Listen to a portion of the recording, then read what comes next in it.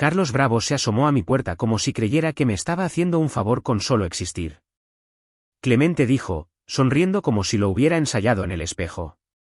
¿Podemos dejar de saturar la historia con lenguaje de cumplimiento normativo?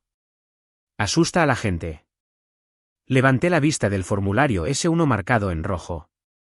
¿Te refieres a la parte donde revelo que estamos ejecutando código de producción con parches de 3 becarios que renunciaron el otoño pasado? ¿O a la sección sobre cómo tu amigo de la fraternidad consiguió un contrato con un proveedor de datos a través de una sociedad de responsabilidad limitada fantasma? Se río, todo confianza y colonia. Simplemente se siente pesado. No encaja con el tono de la presentación. Así era siempre. Él es el acelerador, yo soy el freno. Él pide magnums de champán, yo escribo los factores de riesgo que podrían mantener a la Comisión Nacional Bancaria y de Valores alejada de nosotros. Soy Clemente Mora, 58 años, de Satélite. Dirijo el cumplimiento normativo en un supuesto unicornio tecnológico con una valoración rumoreada de más de 40.000 millones de pesos y un producto que se mantiene unido con cinta adhesiva y confirmaciones de código a altas horas de la noche. Antes de empezar, ¿qué tal va tu día y desde dónde te conectas? Odiaba que yo nunca parpadeara. Yo eliminé sus mágicas diapositivas de PowerPoint que proclamaban milagros de aprendizaje automático que no habíamos construido. Yo cancelé un trato preferencial para un primo en el departamento de adquisiciones e hice que la junta directiva lo corrigiera por escrito. Yo señalé una cifra de crecimiento de usuarios falsa y les hice rectificarla antes de que presentáramos cualquier documento.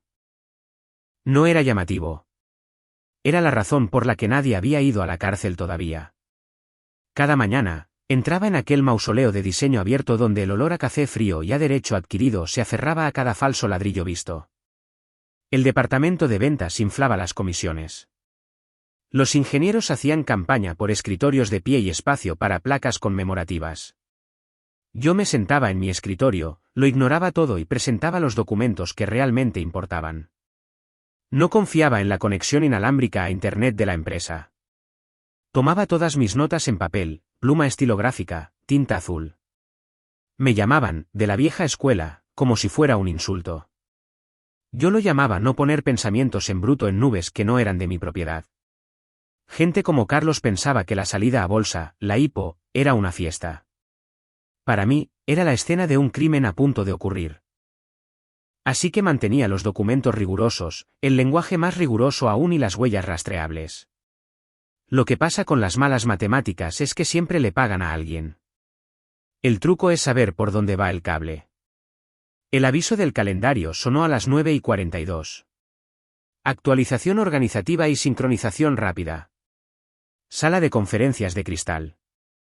Sin orden del día, sin archivos adjuntos, lo suficientemente vago como para ser peligroso. Agarré mi cuaderno de papel por costumbre. La alfombra fuera de la sala de conferencias tenía marcas de aspiradora recientes, como si alguien se hubiera esforzado demasiado en que todo pareciera normal. Dentro, Carlos estaba sentado con la espalda rígida, las manos cruzadas como un niño de debate de colegio privado. Lidia, de Recursos Humanos, también estaba allí. Postura perfecta, expresión indescifrable. Un sobre de Manila sobre la mesa. Ni café, ni agua, solo el leve olor a limpiador de alfombras y a decisiones tomadas. Hola, Clemente, dijo Carlos, con un tono falsamente informal. Gracias por venir. Cerré la puerta detrás de mí y me senté. Tú la convocaste. Esbozó una sonrisa forzada. Bueno, hemos estado revisando la estructura organizativa antes de la salida a bolsa. El mercado busca márgenes ajustados, claridad estratégica. Hemos decidido externalizar el cumplimiento normativo. No dije nada. Solo hice clic con mi bolígrafo. Tu equipo es demasiado pesado para una empresa pública madura, continuó. Necesitamos socios ágiles que puedan adaptarse a la escala. Lo miré directamente. No somos una empresa pública. Parpadeó. Solo por un segundo, y luego deslizó el sobre por la mesa. Con efecto inmediato, tu puesto queda eliminado, dijo Lidia, con la voz precargada de puntos de manual de recursos humanos. Recibirás una semana de indemnización por despido tras firmar el acuerdo de liberación mutua y confidencialidad. Abrí el sobre. 4 páginas, grapadas. Una orden de silencio disfrazada de política de empresa. Ninguna mención a la protección de denunciantes. Ninguna excepción para los reguladores. Pensaban que me conformaría con 7 días hábiles de dinero para comprar mi silencio. Carlos dijo, no hagamos esto complicado. Me levanté. No es necesario. Conozco la salida. No se esperaba eso. Pensó que suplicaría, discutiría, tal vez me pondría completamente rojo de ira. No lo hice. Simplemente me metí el cuaderno bajo el brazo y salí. La puerta se cerró con un clic detrás de mí. Fuera, en la zona de trabajo abierta, todo seguía como de costumbre. Pelotas antiestrés, risas falsas, auriculares Bluetooth fingiendo importar. Un chico de ventas estaba golpeando el gong de la novedad junto a la recepción, celebrando un trato que ni siquiera había sido aprobado por finanzas. El eco me siguió por el pasillo. Pasé por mi escritorio sin detenerme. Desactivarían mi tarjeta de identificación para el mediodía de todos modos. Mi portátil se bloquearía antes de que llegara al ascensor. No importaba. Ya sabía cómo funcionaba este juego. Marcos, en seguridad, levantó la vista cuando me acerqué. El tipo lleva 5 años en ese puesto. Le traía donas cada 2 viernes porque nadie más se molestaba en recordar su nombre. ¿Se va temprano, señor Mora? Viaje permanente, dije. Frunció el ceño, empezó a preguntar algo. Yo solo asentí y seguí caminando. El taxi olía a aire viciado y a vainilla. El centro de la ciudad a través de la ventanilla parecía el de siempre, ruidoso, rápido y lleno de gente que piensa que las reglas no se aplican a ellos. A mitad de la avenida de los Insurgentes, me empezaron a temblar las manos. Solo una vez, solo por un segundo, y luego paró. De camino a casa, no dejaba de repasar la frase de Carlos, la documentación está lista. Tenía razón sobre los borradores. Estaba completamente equivocado sobre el control del lanzamiento. No entendían lo que habían hecho. O quizás simplemente asumieron que alguien más lo arreglaría. Como siempre.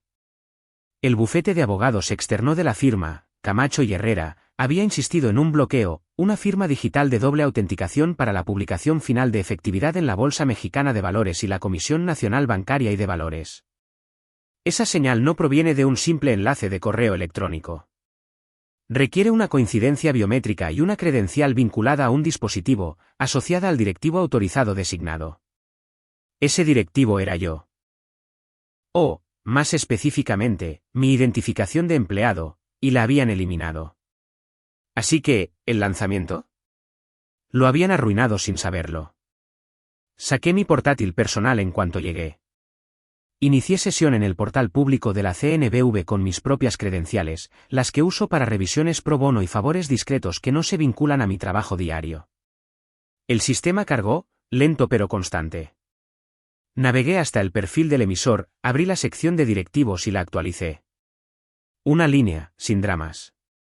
Estado del directivo, desvinculado. No era venganza. Era limpieza. Precisión. No iba a dejar esa casa sin cerrar con mi nombre en la escritura. Sin un directivo activo con una clave certificada, la Comisión Nacional Bancaria y de Valores no permitirá que se impriman las operaciones. No legalmente.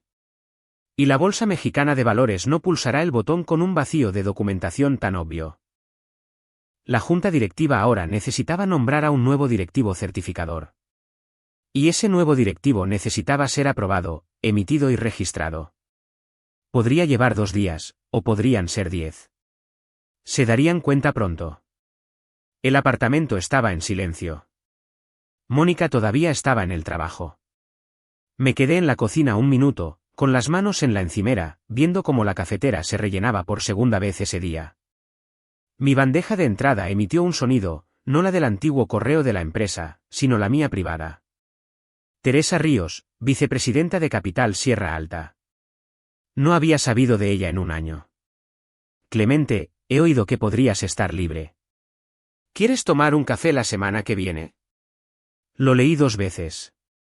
Sin emoticonos, sin rodeos, solo el tipo de mensaje directo que envías cuando ya sabes que el fuego ha comenzado. Respondí, el martes me viene bien. El lunes es día de café y de observar. Esa era la clave. No saltas a la primera llamada después de que te echen. Esperas. Dejas que el pánico florezca. Dejas que las suposiciones comiencen a desmoronarse. Cerré el portátil y lo volví a poner en la estantería. Mi teléfono vibró de nuevo. Número desconocido. Ignorado. Aún no me interesaba la falsa compasión ni la propuesta de limpieza de nadie. Saqué un bloc de notas legal y anoté 3 líneas: autoridad de certificación anulada. Registro de directivo actualizado. Bloqueo de documentación limpio. Puse una marca de verificación junto a cada una. Luego abrí la nevera, cogí la última cerveza de jengibre y me senté junto a la ventana. La fonda de rosa no intenta ser retro. Simplemente, nunca se modernizó. Mostradores de acero, taburetes desconchados, la misma camarera desde la época de Salinas. Me senté en el reservado de la esquina junto a la ventana, pedí 2 huevos estrellados y pan tostado, y le pedí que no dejara de traer café.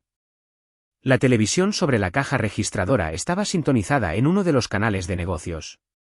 Volumen bajo, subtítulos activados. No necesitaba el sonido. Las imágenes lo decían todo. Tenían a todo el equipo apiñado en el balcón de la Bolsa Mexicana de Valores como si fuera una noche de graduación. Carlos, justo en el centro. Su falso bronceado resplandecía. Sonriendo como un tipo que audiciona para su propia historia de éxito. Tubos de confeti apilados detrás de la barandilla. Chaquetas con la marca de la empresa. La expectación en pleno apogeo. Unté mantequilla en mi tostada mientras la cuenta atrás llegaba a 0. Sonó la campana de apertura. Los teletipos empezaron a girar. Los números cambiaban de verde a rojo. Entonces lo vi. Nuestro símbolo, todavía en gris. Sin precio. Sin volumen.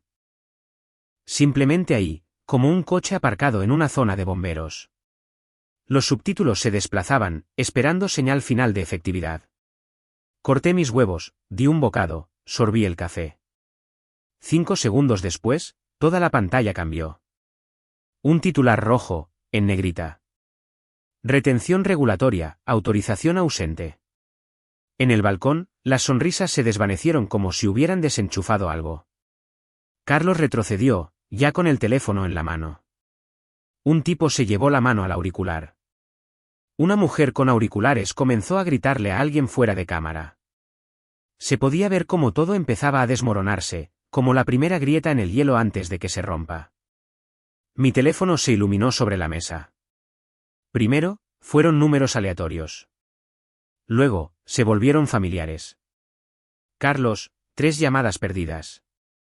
Iván Castro, 2 llamadas perdidas. Paola, Departamento Legal. Lidia, Recursos Humanos.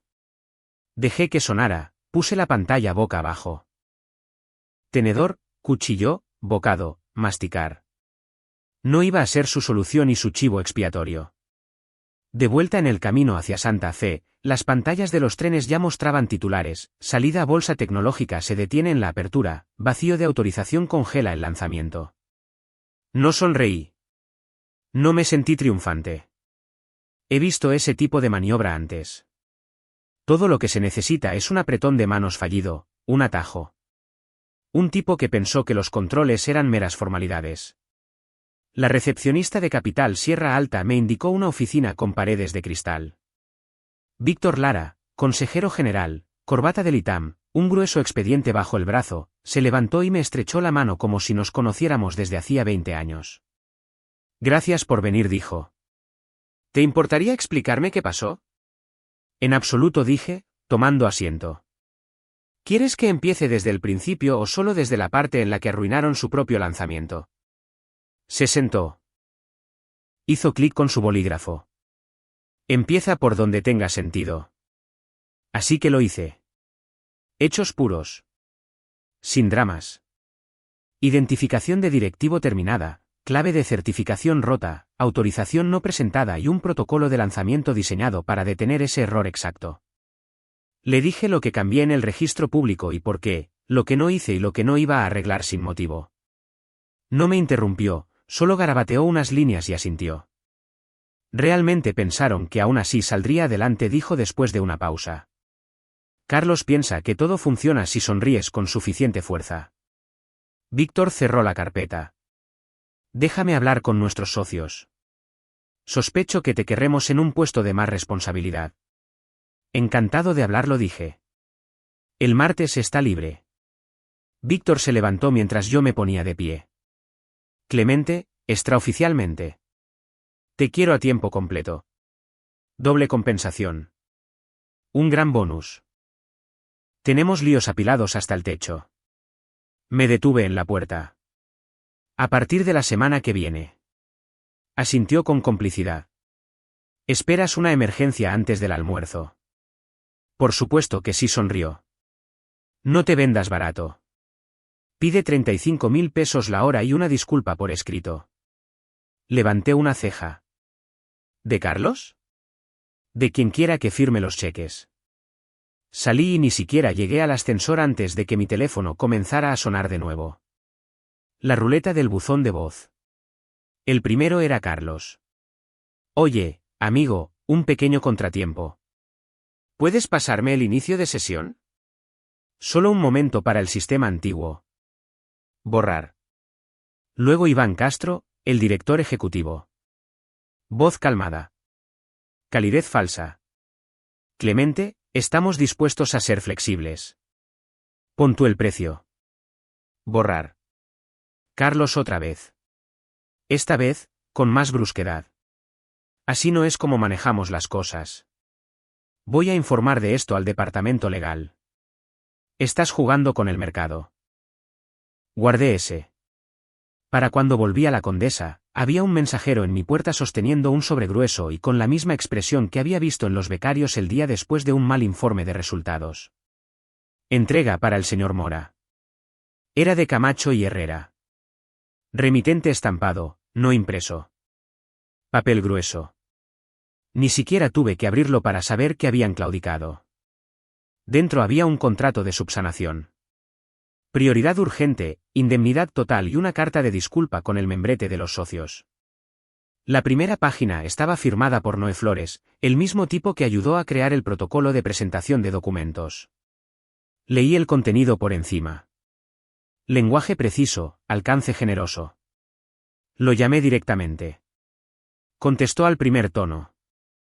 Les dijimos que no te despidieran, dijo. Esto es un desastre de principio a fin. Tienen suerte de que el bloqueo funcionara. Estuvieron a centímetros de cometer fraude de valores, dije. Lo sabemos. Sonaba cansado. Necesitamos que el lanzamiento se rescate limpiamente. Tú pones las condiciones. ¿Lo hice? Solo trabajo remoto. Ninguna llamada de Carlos. Toda la comunicación a través del abogado designado por la junta directiva. Si algo olía mal, me iba, y aún así me pagaban. Aceptó. Añadí el orden del día, puse mis iniciales en azul y envié la copia firmada escaneada. Luego inicié sesión. Su sistema todavía tenía mi nombre en la cadena de claves, pero alguien había intentado parchearlo. Revisé los registros. Un empleado subalterno, alguien de operaciones legales, había subido una imagen plana en formato PNG de mi firma e intentado presentar la certificación final. Era como pegar una foto de pasaporte en una puerta de embarque y esperar que la máquina parpadeara. Posible delito grave.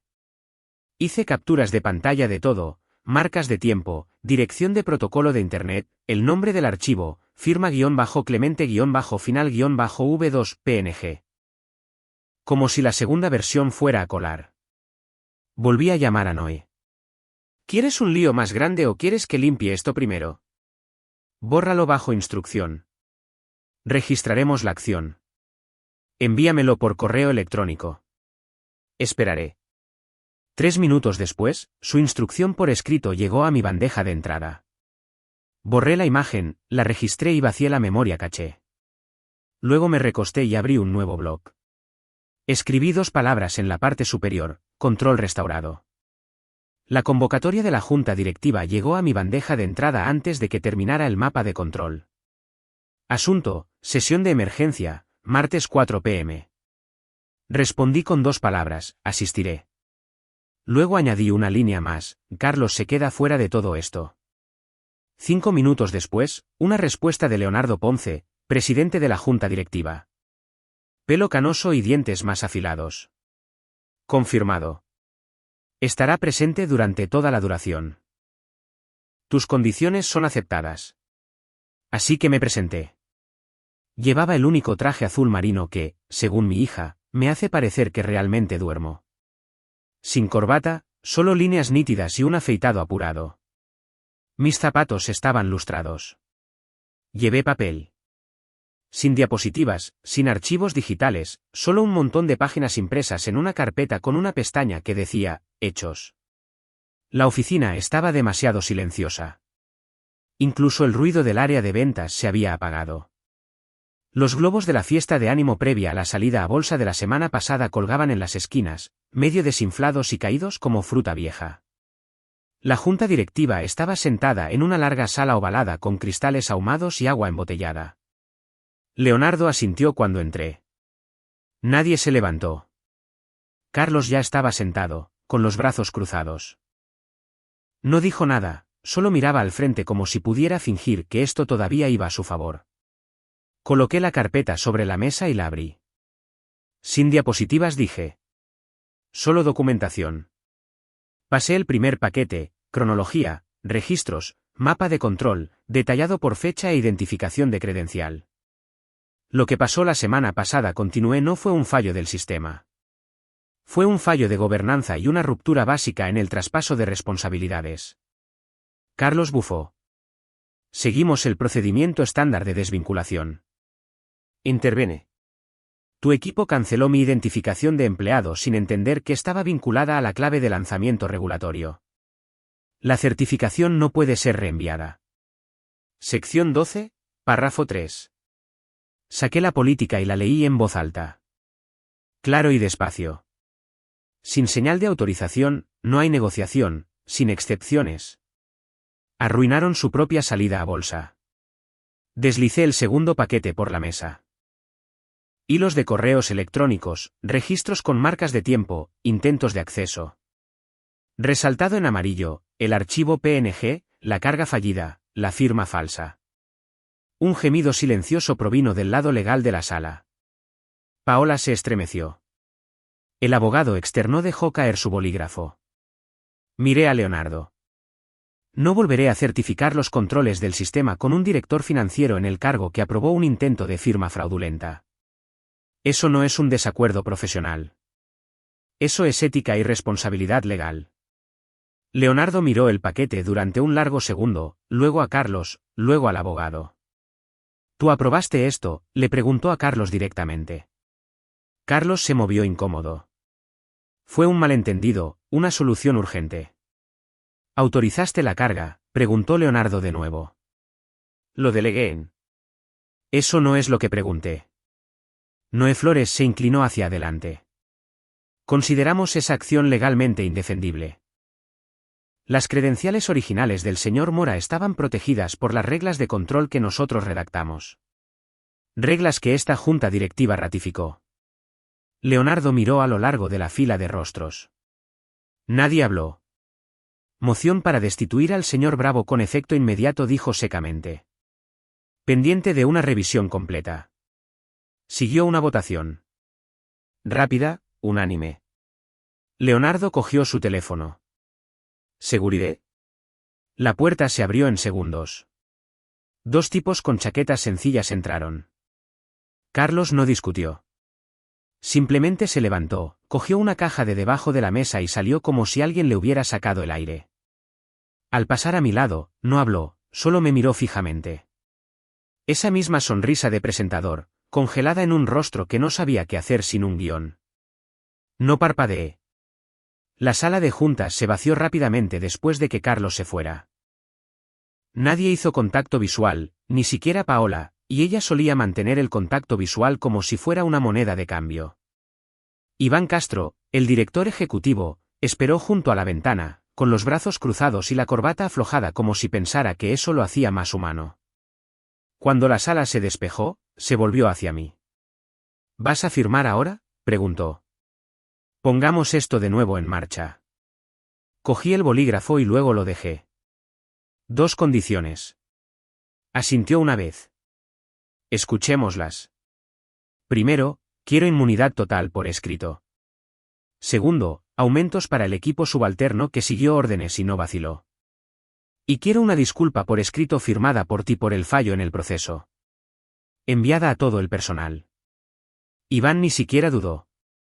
¿Hecho? Paola abrió su portátil sin decir palabra. Empezó a escribir el borrador. Acerqué mi propia carpeta y pasé a las notas con bolígrafo rojo sobre el lenguaje de riesgos. La versión original bailaba alrededor de todo. Prometía la luna. Negaba la marea. La reescribí línea por línea para reflejar una realidad a la que pudieran sobrevivir. Sin milagros, sin magia, solo un prospecto honesto.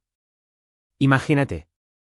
Mientras Paola escribía, presenté el formulario de evento relevante, nueva asignación de directivo, responsabilidades clave. Luego subí el nuevo archivo de certificación, generé una señal de efectividad limpia y envié la certificación a la bolsa. Cada clic registrado, cada paso con marca de tiempo, la cadena cerrada. Iván soltó un suspiro como si hubiera estado atrapado en su pecho durante un año. Haremos esto bien de ahora en adelante. Asentí, pero no me molesté en responder. Leonardo volvió a entrar solo. Clemente, ¿alguna vez has considerado ser director financiero? Parpadeé. ¿Me lo estás ofreciendo?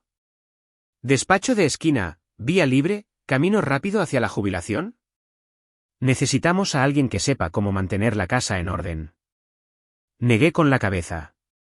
Lo aprecio, pero no. Ya he llegado a un acuerdo con Capital Sierra Alta. Prefiero auditar que hacer de niñera. Sonrió. No puedo culparte. Le pasé la carpeta. Dentro estaba la lista de verificación de subsanación, detallada paso a paso con anotaciones en un lenguaje sencillo que cualquiera podría seguir. Haz esto. No me necesitarás la próxima vez, dije. Paola se levantó y me tendió la mano. Gracias, Clemente, por no dejarnos arder. Tomé su mano. Simplemente no enciendas la misma cerilla 2 veces. Salí de la sala de conferencias sin tarjeta de identificación, sin portátil, sin razón para volver. Abajo, Marcos en el mostrador de seguridad me vio venir y se enderezó un poco. ¿De vuelta al trabajo?, preguntó, con una media sonrisa. Solo terminando unos asuntos, dije. Pronto volverá a ser un día tranquilo. Me dedicó una sonrisa. Me gusta la tranquilidad. Mi nueva oficina estaba en la calle Campos Elíseos, 30 pisos más arriba. Ventanas de doble acristalamiento, sin pancartas publicitarias, sin puffs con la marca de la empresa, solo un escritorio limpio, una impresora que funcionaba y un silencio que no se sentía como tensión. Tenía la información del mercado en una pantalla, en silencio. Sin ruido de teletipo, solo subtítulos y números en movimiento. Llegaron las 9:30, y la campana sonó en la pantalla de otra persona. Esta vez, el símbolo se puso verde. Apertura a 430 pesos, volumen estable. Sin picos, sin paradas, sin cañones de confeti. Solo una acción normal comportándose como se suponía que debía hacerlo. Lo aburrido es hermoso. Víctor Lara entró en la oficina con 2 cafés y una carpeta ya marcada con notas adhesivas. «Sabes», dijo, dejando una taza. «Les costaste menos que su último pedido de artículos promocionales. Producción de sudaderas, velas para ejecutivos, baterías externas chapadas en oro. Elige lo que quieras». Cogí el café. Pagaron. La transferencia se completó durante la noche, en su totalidad. Ni siquiera tuvimos que insistir. Asentí. Ya lo sabía, pero oírlo fue agradable. Se apoyó en el borde del escritorio. Entonces, ¿por qué no dejaste que todo ardiera? No me gustan los agujeros que se tragan a la gente equivocada, dije sin dudar. Asistentes, empleados subalternos, jubilados cuyos fondos compran las acciones. Si dejas que se derrumbe, no reciben indemnización ni un valor justo. Simplemente quedan atrapados en la explosión. Víctor asintió levemente como si lo entendiera, pero no dijo nada más. Mi teléfono vibró. Mire. Una foto de mi hijo, todavía con el uniforme, el casco bajo el brazo, una media sonrisa tras un turno de noche en la estación de bomberos. Texto, orgulloso de ti, viejo. No respondí nada, solo envié un pulgar hacia arriba. No somos de discursos. Nunca lo hemos necesitado. Dejé el teléfono a un lado y miré mis 3 pantallas. Bandeja de entrada vacía, calendario completamente abierto, libro mayor cuadrado al céntimo. Sin ruido, sin Carlos, sin sonrisas falsas asomándose a mi puerta. Víctor golpeó la carpeta. Biotecnológica de Jalisco. El director financiero acaba de comprar un avión nuevo. Sin producto. Afirma que está a 6 meses de la aprobación de la COFEPRIS. Déjame adivinar, dije, abriendo el archivo. Sin datos de los centros de ensayo. Sin ensayo, sonrió. Te va a encantar. Pasé la primera página y rodeé una línea que no tenía ningún maldito sentido. Le daré un primer vistazo antes del almuerzo. Me senté con un café solo y el recibo impreso de la semana de subsanación. Solo un número en una página, pero del tipo que te cambia la respiración. Podría saldar la hipoteca, cubrir algunos semestres para mi sobrina en el TEC de Monterrey. No era un golpe de suerte. Era el pago por saber por dónde van los cables y cómo no electrocutar a nadie cuando cortas el equivocado. La gente siempre piensa que la venganza es ruidosa. Explosiones, berrinches, tierra quemada. A mi edad, la venganza es una constancia de situación fiscal firmada y una carta de disculpa archivada bajo el epígrafe, cierre. En algún momento, Carlos actualizó su perfil. Mónica me dijo que era algo así como, asesor estratégico en transición.